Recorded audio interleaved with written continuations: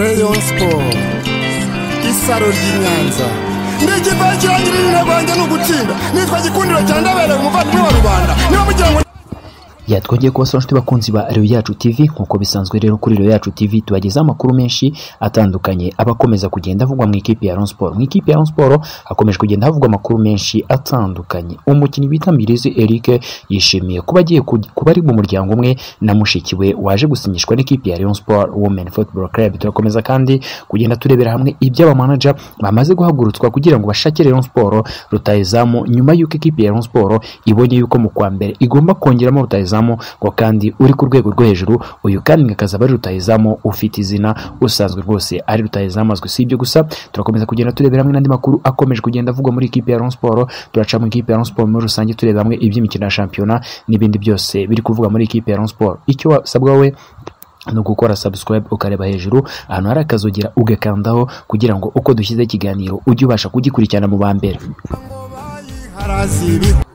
Ngire ushaka kuba muri groupe nziza cyane, groupe ya WhatsApp watwandikira kuri 0788466591 tukagukira muri groupe ya Rayon Twifuza. Iyi akaba ari groupe ku itariki 11 z'ukwezi kwa 12 izaba yabaye fan club. Muri groupe batanga inote y'igihumbi ubundi ugafatanya n'abandi kubaka Rayon Twifuza.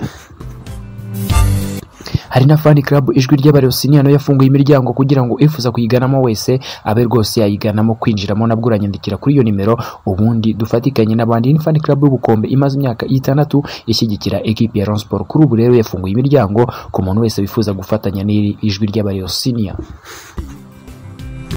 Hari na groupe yitwa Gikundiro yacu nayo akaba ari groupe rero twavuga ko itanga umusanzu guhera ku gihumbi kuzamura. Abantu nabo bakaba baremeje gushyigikira ikipe ya Rayon Sport. Intego yabo nabo ngo ni ukuba fan club mu gihe cya vuba.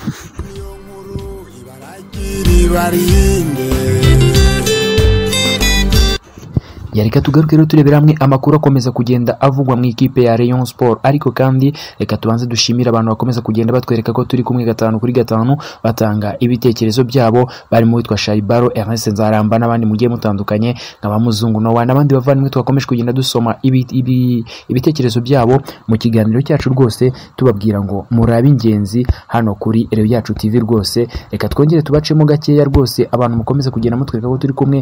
Uwitwa Robert Byansi rwose turagushimira. Cedric Urwibutso nawe turagushimira n'abandi bagiye batandukanye bakomeza kugenda batwereka ko turi kumwe. Uwitwa Ndayisenga Bernard ndetse n'uwitwa Robert Byansi twamugarutseho n'abandi bagiye batandukanye.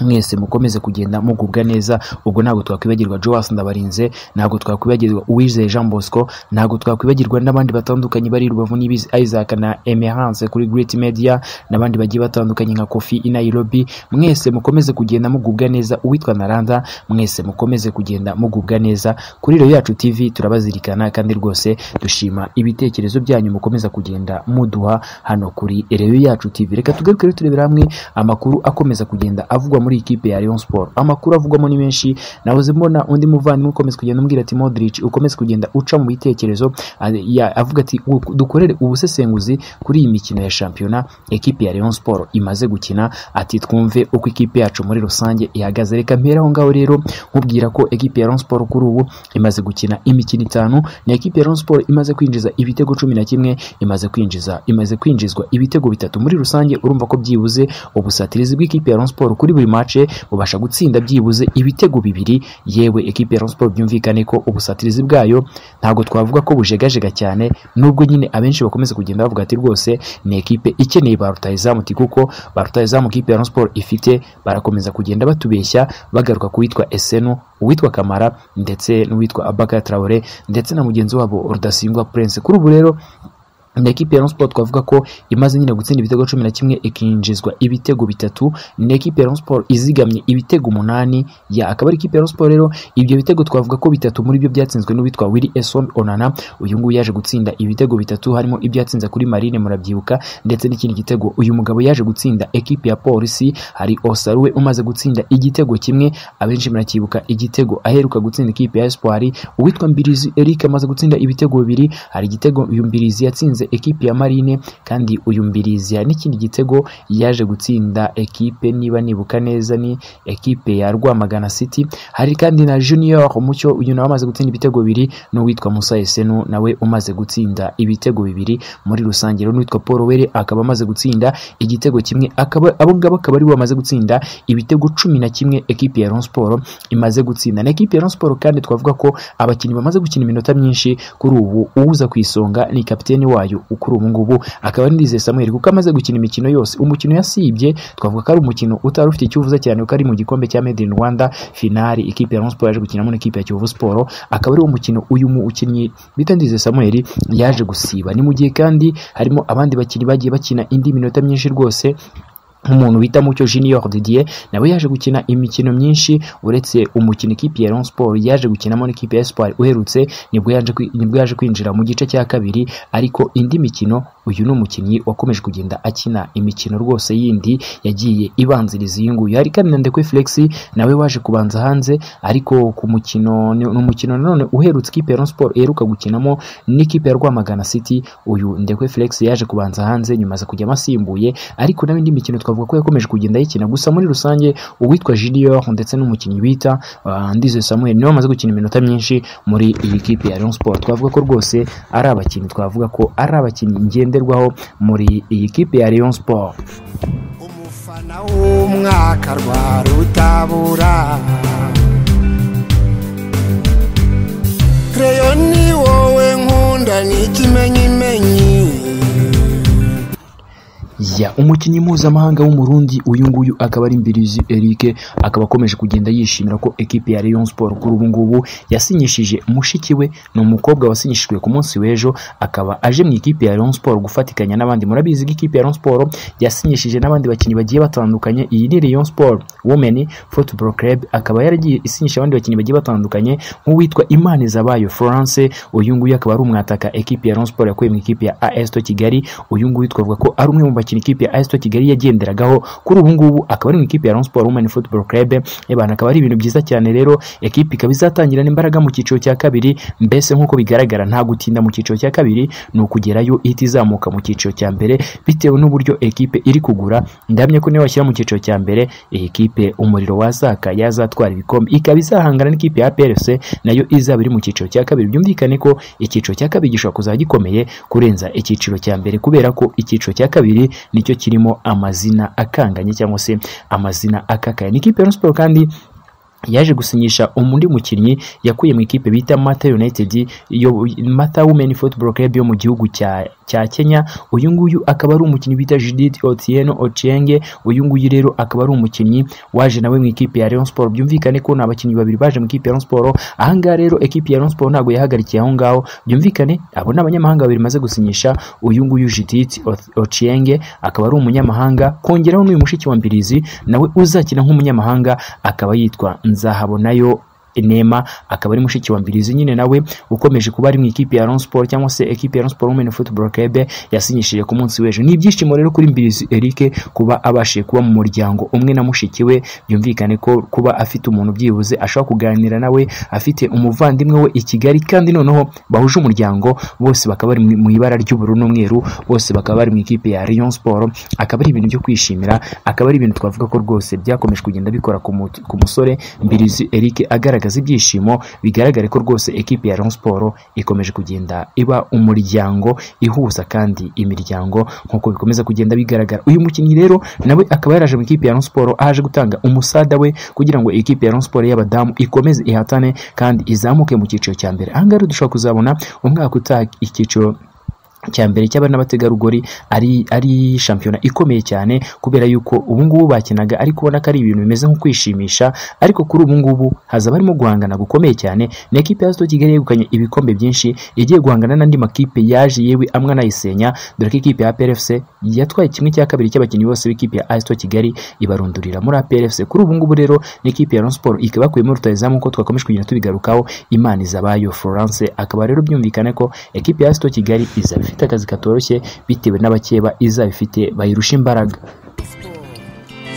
Isaro ry'Inyanza n'ikipe kirangirira Rwanda no gutsinda, nitwa Gikundiro cya Ndabere umuvandimwe wa Rubanda, niba mugira ngo ndabeshya ya nubwo tuvuga ko ikipe y'abakobwa ikomeje kugenda yubaka ku rwego rwo hejuru, n'ikipe y'abagabo nayo ikaba ikomeje kugenda ihangana no kwiyubaka. Akaba ari ikipe ya Rayon Sport nk'uko twakomeje kugenda tubigaruka, imaze gukina imikino 5 itsinda ibitego 11. Muri ibyo bitego twavuga ko ibitego bigera kuri 5 ari byo byatsinzwe n'abataka. Uwitwa Musa Esenu yatsinzemo ibitego 2, ndetse undi waje gutsinda ibitego ni Onana waje gutsinda ibitego 3, byumvikane ko ni ibitego 5, mu gihe ibitego 2 byaje gutsindwa n'umudefenseri witwa komeje kugenda tugarukaho Mucyo Junior Didier. Ni mu gihe kandi abamediateri nka Mbirizi ndetse na Osaruwe nabo bagiye bafitemo ibitego byabo, ndetse na Paul Were. Twavuga ko muri rusange ubusatirizi w'ikipe ya Rayon Sport ubwo wongeyemo na Paul Were bamaze gutsinda ibitego 6 mu mikino 5. Akaba ari ikipe ya Rayon Sport rero ngo ibingibi rwose ngo kuri yo ntago bihagije, kuko irashaka barutayizamu bazi icyo gukora, barutayizamu batajijinganya imbere y'izamu. Nubwo ikipe ya Rayon Sport iba yatsinze ibyo bitego,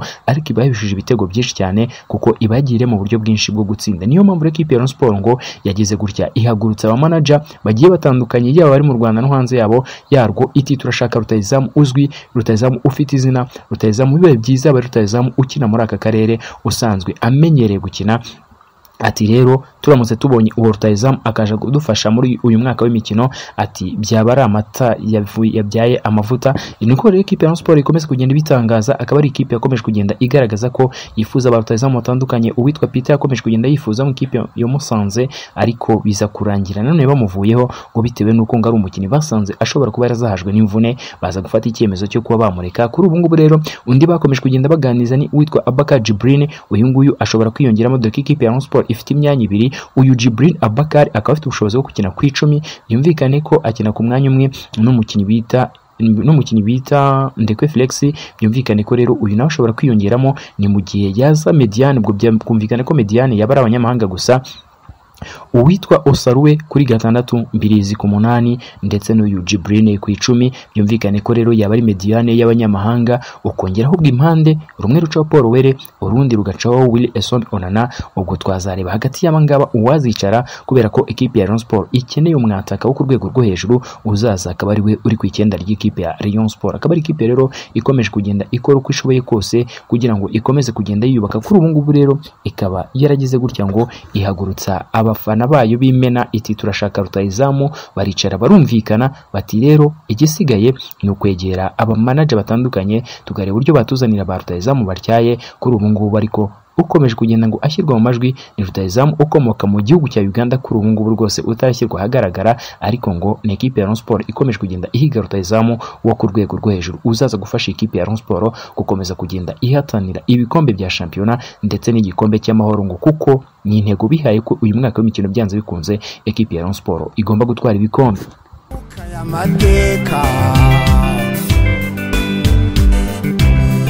Nyabugogo Nyanza byari ibirori. Yani ikipe ya Rayon Sport kandi ikomeje kugenda yishimira ko abakinnyi bayo bamwe na bamwe bari kugenda bagaruka rwose bava mu mvune, kuko kuri ubu ngubu twavuga ko uwitwa Willy Esson Onana umukino uzakurikira uzabuza ikipe ya Rayon Sport n'ikipe ya Sunrise kuri Stade Jean de Kigali i Nyamirambo ku isaa 12 ku itariki 4 z'ukwezi kwa 11. Uyu mukinnyi azaba ahabaye siwe gusa. Rwatubye Abdul Kimoto yakomeje kugenda atangariza abakunzi be ko noneho yagarutse, imvune yayivuyemo, kuri ubu ngubu nta kibazo afite. Byumvikane ko bizaba ari intambara itoroshye hagati ya Ndizo Samuel Mitima Isaac ndetse n'uyu mukino Rwatubye Abdul kongera Ngendahimana Eric nawe twavuga ko udahagaze nabi cyane. No kuvuga ngo rero iyo ngaho hagomba kuba harimo competition ikomeye, gusa ibyo bakora byose Ndize Samuel we umwanya arawufite ukina, ubwo abasigaye nabo guhangana gusa na Mitima Isaac nawe ari ku rwego rwo hejuru muri iyi minsi. Ubwo rero akazi gasigaye nako mutoza, si ibyo gusa ariko uwitwa Onana nawe azaba yagarutse. Ni mu gihe Nishimwe Blaise nawe kuri ubu ngubu azaba yagarutse, kuko amaze nayo kuva mu mvune. Ekipe ya Rayon Sport kandi izarekipera Mbirizi Eric, kuko nawe ngo ikibazo cy'imvune yarafite ntabwo gikanganye cyane ku mukino ekipe ya Rayon Sport igomba gukinamo n'ikipe ya Sunrise. Uyu mukinnyi agomba kuzaba ari tayari yagarutse mu kibuga. N'ekipe ya Rayon Sport byumvikane ko izaba ekipe y'abakinnyi benshi, hafi ya bose bazaba bagiye bagarutse, ndetse n'umuzamu wa Kizimana Adolphe kuri ubu ngubu uri mu ikipe y'igihugu Amavubi azaba yagarutse. Ni mu gihe ariko witwa Ramadan Kabwir akomeje kugenda kumvika abantu bijyanye n'uburyo akomeje kugenda yitwara muri iri zamu ry'ikipe ya Rayon Sport. Sport. Reka dushimire rero mwe mwese mwakomeje kugenda mutwereka ko turi kumwe 5 kuri 5 muduha ibitekerezo munyuze muri comment, ndetse hari n'abatwandikira kuri 0788476591. Mwese mukomeze kugubwa neza. N'umuntu wese ushaka kwamamaza ushobora guca kuri iyo nimero ukambwira uti rwose Modric ndifuza ko wajya unyamamariza ibi bikorwa kuri Reyo Yacu TV. Rwose tuba turi tayari rwose kugufasha tukamamaza ibikorwa byawe. Iyi ni Reyo Yacu TV, nge ndi Modric. Ciao ciao.